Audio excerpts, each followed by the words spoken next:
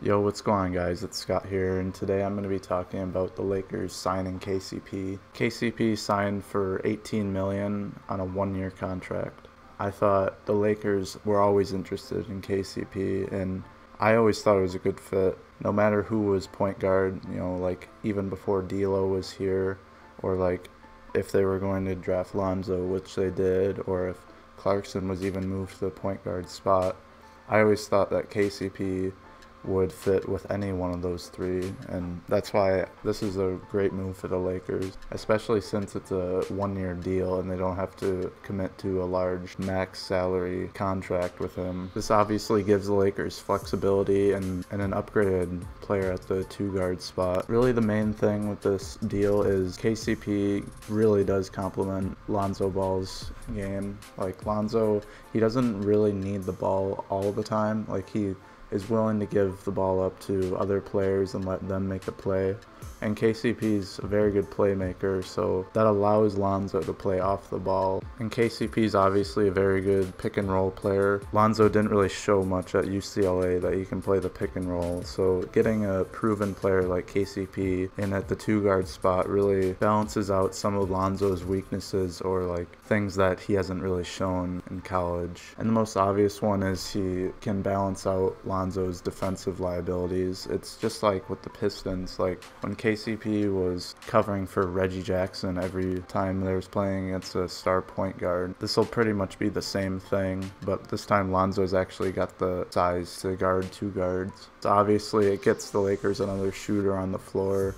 KCP is not like a knockdown shooter, but he can make the open shot more often than not. And coming in, he'll probably be the Lakers' best shooter. So what this means for the rotation, obviously KCP will probably start probably the most minutes out of anyone else. Maybe Brook Lopez will play more than him, but there's players like Zubac and Nance that can be bigs off the bench, and I feel like the Lakers want to give their younger guys more minutes. Brook Lopez is probably a rental anyway. Lonzo and Ingram could potentially play like 36 minutes each, but the Lakers are going to be more passive with these guys and not put them right into the fire for too long. I mean, Ingram's got the experience already, playing his first year and playing about like 29 minutes.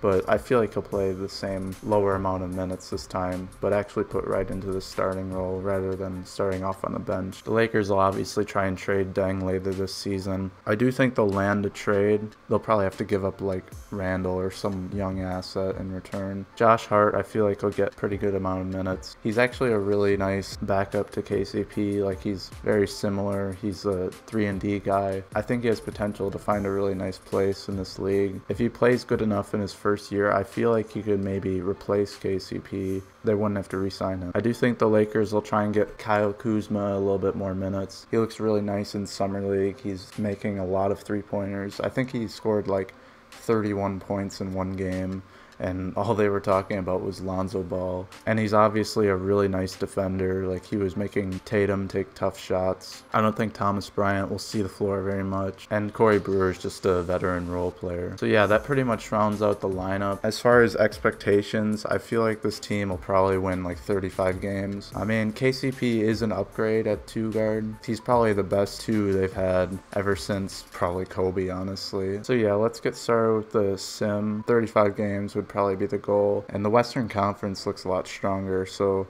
this being probably a throwaway season for the Lakers anyway, really doesn't matter what their record is, to be honest. So the Lakers actually finished last in the Western Conference with actually a pretty good record. Like, they finished with 31 wins. Here's some of the players' stats. KCP ended with 14 points. Lonzo only got 9 points, but 8 assists is pretty nice. Brandon Ingram didn't really progress from last season. Like, he only had about 9 points and 4 rebounds, which is actually like the same numbers he had last year. Despite being last in the West, I actually think this is a pretty decent start for the Lakers. I mean, it is 5 wins better than last year, so I'd say going into the future, if they can keep at least one of Brook Lopez or KCP and sign like Paul George or even LeBron, they could easily get into the playoffs with this core they have. As far as competing for a championship, I don't think they're anywhere close to that, because if they have to trade their young assets to get rid of like Deng's bad contract,